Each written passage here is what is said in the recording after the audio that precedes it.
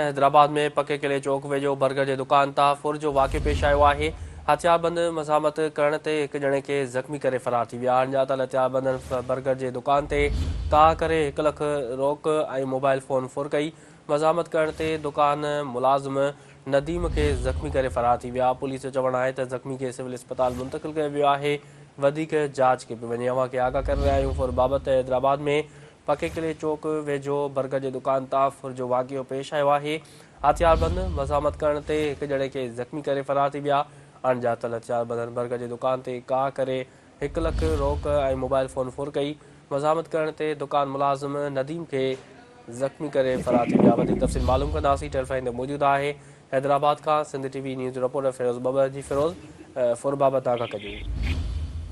जी बिल्कुल ही पक्के किले वारो इलाइक़ो आहे जिथे बर्गर की दुकान तां फुर थी है, जंहिंजे नतीजे में 30 सालनि जो दुकान मुलाज़िम नदीम जेको आहे उन मज़ामत कई ऐं उहो ज़ख़्मी थी पियो।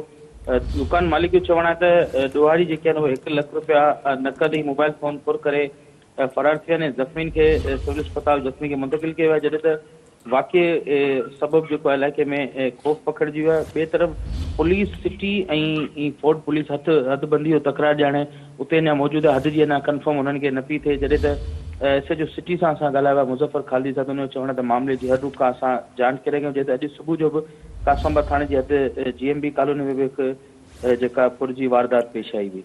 जी ठीकु आहे फिरोज़, तफ़सील ॾियण लाइ वॾी महिरबानी।